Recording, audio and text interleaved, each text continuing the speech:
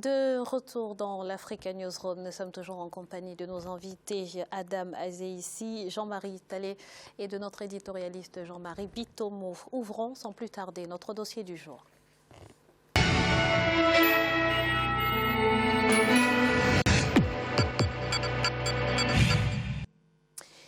La réintégration du Maroc au sein de l'Union africaine le 30 janvier 2017 a été une réussite diplomatique pour le Royaume et celle-ci ne sera pas sans conséquence sur le fonctionnement de l'institution.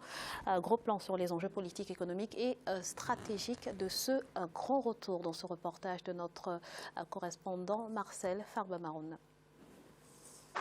Le 31 janvier 2017, le Maroc réintègre l'Union africaine, un peu plus de 30 ans après l'avoir quittée. Quoique salué, ce retour historique a laissé circonspect beaucoup d'analystes. En effet, la raison qui avait poussé le Maroc à se retirer de l'Organisation de l'Unité africaine le 12 novembre 1984, à savoir l'admission de la République arabe sahraoui démocratique, n'a toujours pas été évacuée. Mais au-delà de cet aspect, le retour du Maroc comporte des enjeux économiques et géostratégiques pour le continent. Quel impact le retour du royaume chérifien au sein de l'Union africaine aura-t-il sur les plans politiques, économiques et géostratégiques?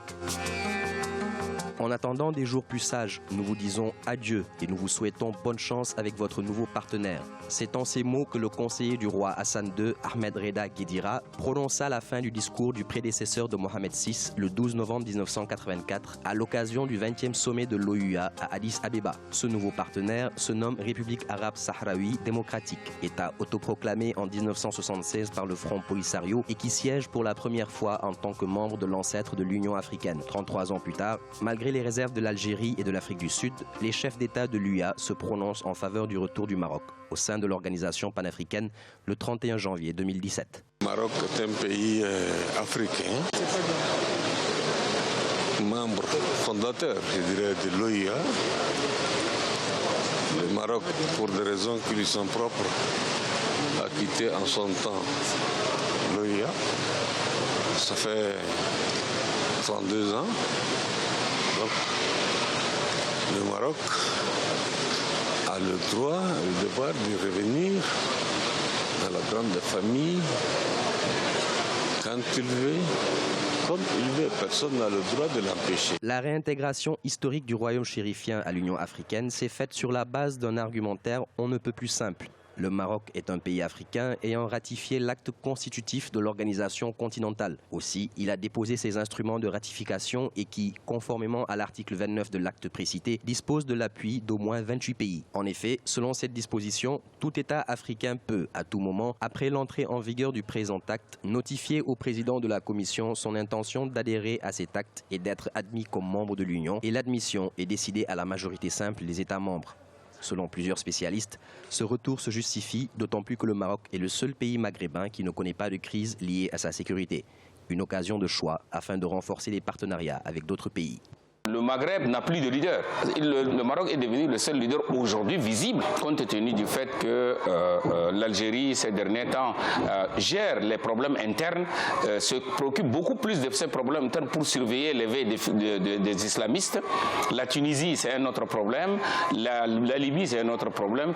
Et la Mauritanie, elle est partagée avec une faiblesse économique, mais également entre la question du terrorisme dans le Sahara. Le Maroc est le seul pôle aujourd'hui international qui attire l'Occident, mais en même temps l'Orient et la Russie. Donc finalement, le Maroc a intérêt à revenir dans le concert des nations et être un des wagons qui va traîner, un des trains qui va traîner les wagons africains au niveau de l'Afrique noire en général. Quitte de la question sur le Sahara occidental, principale raison du retrait du Maroc de l'organisation panafricaine? Après avoir tenté en vain de faire exclure la RASD, les autorités marocaines se veulent claires. Elles n'envisagent pas de changer d'avis sur cet épineux dossier. Le Maroc occupe toujours 80% du territoire sahraoui qu'il considère comme ses provinces du Sud et refuse de reconnaître la RASD. Toutefois, il a décidé de changer de stratégie en ne posant plus de conditions à son entrée à l'Union africaine. Mais cela ne veut pas dire qu'il y a renoncé. Le retour du Maroc à l'Union africaine ne changera en rien les fondamentaux de la position marocaine sur ce dossier. Mais bien sûr, par rapport à la question du Sahara, ce retour signifie également que le Maroc, en coordination avec ses amis, va corriger des informations erronées, des données falsifiées, ou des appréciations dénuées de toute vérité. D'un point de vue économique, le Maroc a notamment renforcé ses liens avec l'Afrique de l'Ouest et avec des pays dont les relations sont anciennes. La mise en place de cette stratégie a nécessité le déploiement des secteurs clés comme les banques, les assurances ou les entreprises de téléphonie mobile. De nombreux contrats ont été signés avec des entreprises africaines. Le roi Mohamed VI a lui-même multiplié ses déplacements sur le continent. Je crois que nous aurons beaucoup à gagner en leur faisant confiance, mais je crois que nous aurons à gagner en étant vigilants, en élaborant des tests qui aujourd'hui répondent à cette nouvelle forme de coopération entre les peuples. Du côté sahraoui, on met en avant les textes de l'Union africaine qui impliquent le respect par chaque État de la souveraineté des autres membres. D'après Mohamed Salem Ould Salek, le Maroc a accepté sans condition les principes et les objectifs contenus dans l'acte constitutif et c'est pour cela que la République arabe sahraoui démocratique a accepté qu'il intègre l'Union africaine. Toujours d'après le patron de la diplomatie sahraoui, ce retour est synonyme de victoire diplomatique très importante, non sans manquer de rappeler qu'ils veilleront à ce que le Maroc respecte ses engagements au sein de l'Union africaine. Monsieur Azeïssi, concrètement, qu'est-ce que le retour du Maroc va changer dans le fonctionnement de l'Union africaine? Alors, le retour du Maroc dans l'Union africaine est un acte important pour le Maroc, qui, après des années, son triste départ dans les années 80, a fait un bilan par rapport à ses relations et son ancrage en Afrique. Et a confirmé que le Maroc est un pays africain et qu'il est plus intéressant, plus important pour lui de discuter avec ses frères africains au sein de l'institution africaine qu'en dehors de l'institution africaine. Donc c'était un enjeu primordial pour le Maroc de retourner à la maison et de pouvoir relancer son action au sein du continent. D'autant plus que le continent africain est le principal partenaire du Maroc. Plus de 60% des investissements directs étrangers du Maroc sont réalisés en Afrique. Donc il est primordial que le premier partenaire du Maroc et le Maroc soient inscrits dans la même institution continentale. Donc c'était un enjeu primordial. Alors qu'est-ce que cela va changer au niveau de l'entité de l'Union africaine? Cela va impliquer un certain nombre d'évolutions, notamment par rapport à l'action du Maroc au niveau de l'institution. Donc le Maroc, d'une part, a une volonté de s'engager sur différents chantiers. Actuellement, le Maroc préside la démarche qui vise à améliorer la gestion de la problématique migratoire en Afrique et de faire en sorte de mettre en place un plan d'action pour accompagner la jeunesse africaine dans ces problématiques aujourd'hui d'accès à l'emploi et qui la pousse aujourd'hui à aller vers de nouveaux cieux et de risquer sa vie dans les eaux de la Méditerranée. Donc le Maroc s'inscrit dans cette démarche de coopération sud-sud. Par ailleurs, on pourra revenir sur d'autres points, l'action du Maroc touchera un certain nombre de secteurs, à la fois à la partie sécuritaire, avec une volonté de coopérer d'une manière plus importante avec les pays africains, les autres pays africains sur la mise en place de forces de déploiement de paix. Sur la partie financière, puisque le Maroc veut contribuer au budget de l'Union africaine, qui est aujourd'hui financé principalement par des fonds qui sont... C'est un des grands enjeux d'ailleurs de cette institution. Hors africains, qui sont des fonds européens.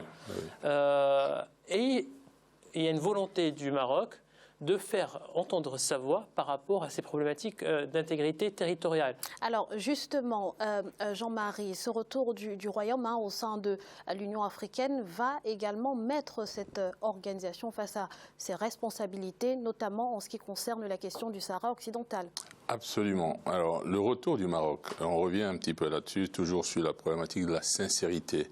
Le retour du Maroc permet de mettre en face à nos différents responsables de l'Union africaine, en fait, qui se regardent en face, qui se disent la vérité, où va l'Afrique, où on veut mener l'Afrique. Et donc, à partir de ce moment-là, qu'on résolve les problèmes africains de façon réelle et surtout de façon volontariste, mais avec une vérité, une sincérité profonde. Vous voyez, l'Algérie et l'Afrique du Sud n'ont pas été clairs dans leur position par rapport. Parce que l'Algérie supporte la République sahraoui démocratique. En fait, il n'en est peut-être pas encore clairement. Et l'Afrique du Sud n'est pas assez claire là-dessus. Or, le Maroc est la 6e puissance économique africaine. Il ne faut pas le négliger. Alors, les fonds à 70% de l'Union africaine proviennent de l'étranger, dont des financements et donateurs étrangers. Il est capital que l'arrivée du Maroc au sein de l'institution favorise d'abord un apport financier, d'une part, mais en même temps, le Maroc est le seul pays africain aujourd'hui qui favorise et qui développe les relations sud-sud, qui fait un déploiement un petit peu partout et qui permet aux Africains de se saisir des opportunités qui sont les leurs. Donc c'est le Maroc qui est en tête, que ce soit au niveau financier. Quelles sont les véritables motivations finalement de Mais il y a des motivations économiques. Non, mais il y a des motivations économiques, des motivations de développement. Au-delà des motivations économiques, justement, mais il y a la réappropriation de l'Afrique par ces Africains.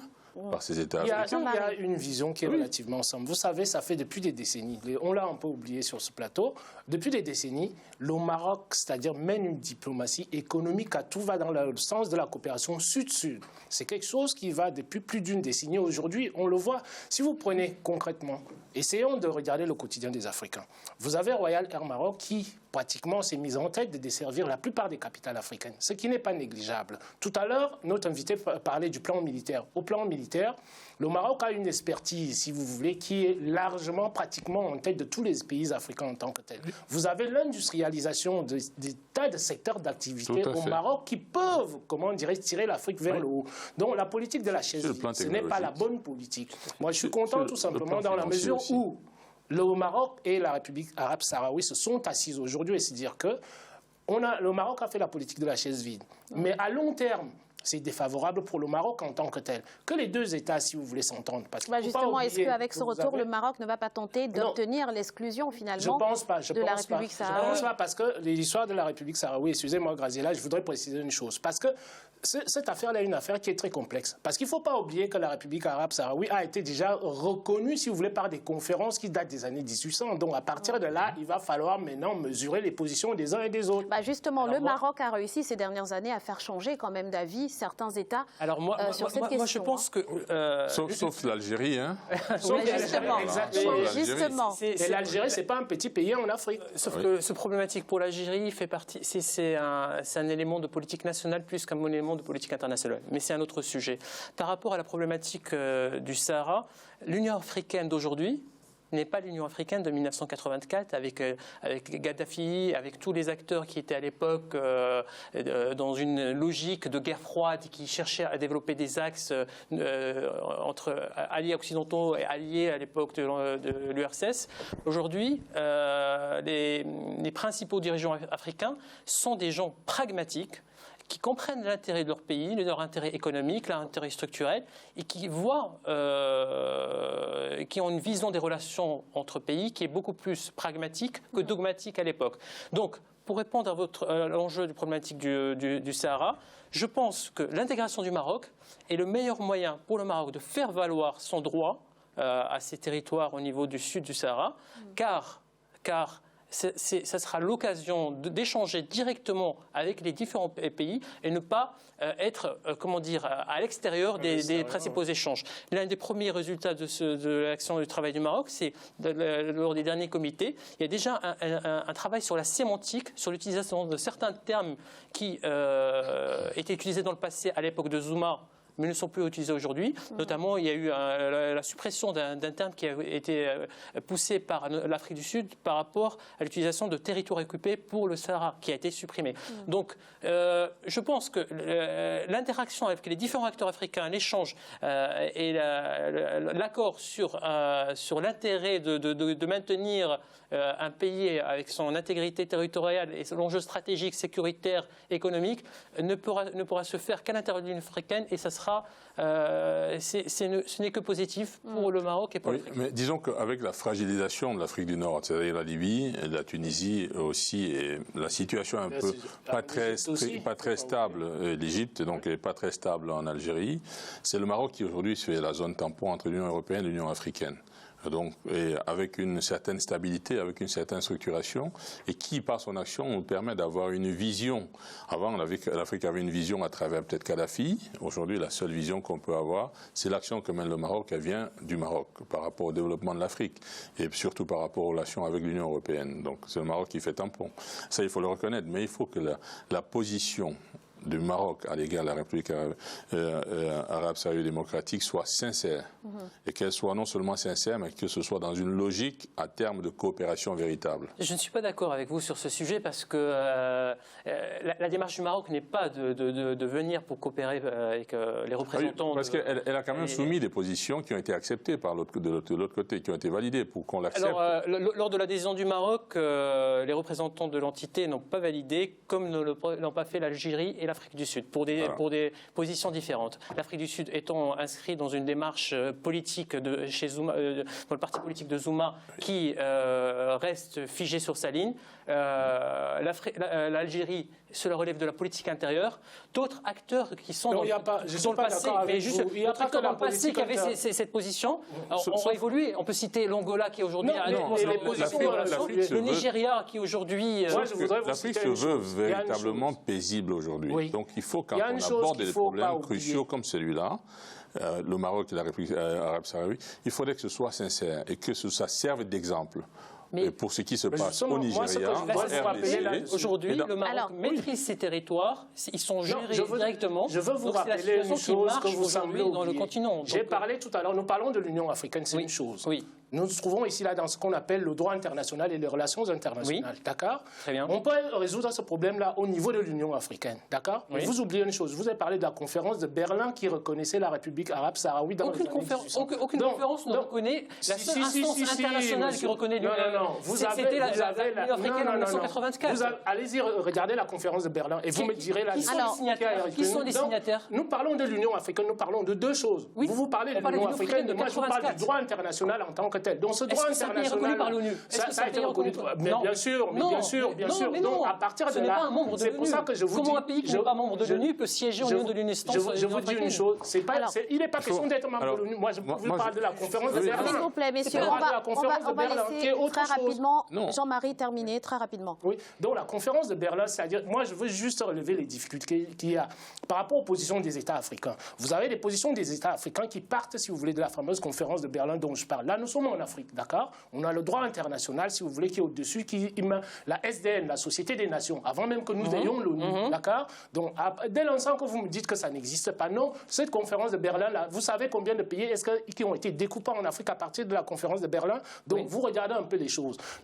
C'est-à-dire, pour que nous résolvons nos problèmes en Afrique, donc, le Maroc il faut être découpé. Attendez. Pour que nous puissions résoudre nos problèmes en Afrique, il faut prendre le train d'historique dans sa complétude et non seulement prendre parce que l'Afrique n'a pas commencé avec l'Union africaine. Tout à fait. C'est-à-dire le découpage des territoires en Afrique date de la conférence de Berlin et ce découpage-là. Et c'est pour ça que le Maroc veut retrouver son territoire historique. Donc c'est pour ça que je vous parlais du droit international là tout à l'heure à faire attention. Nous pouvons avoir notre droit international au niveau africain et on a aussi le droit international au niveau supérieur. Je pense que le droit international est primordial et le droit international aujourd'hui, vous parlez d'une conférence, mais excusez-moi, l'instance suprême étant les Nations Unies ne reconnaît pas cette entité et aujourd'hui le Maroc travaille pour faire valoir son droit par rapport à ces territoires. C'est la situation dans laquelle aujourd'hui le Maroc travaille.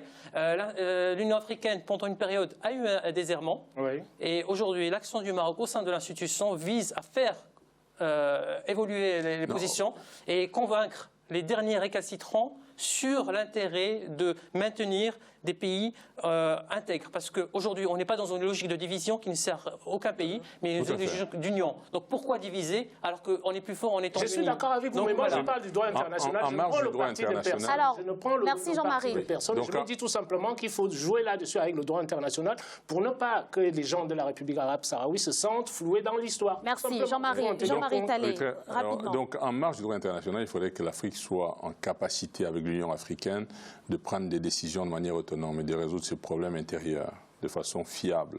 Avant de penser, naturellement, on ne rejette pas l'ONU, mais au moins en interne, et qu'elle soit capable, ce qu'elle est en train de faire aujourd'hui avec l'Union africaine, d'aborder ses propres problématiques et de trouver des solutions. Merci à tous pour toutes ces précisions. Nous allons à nouveau marquer une courte pause. Ne bougez pas dans quelques instants. La suite de votre émission. À tout de suite.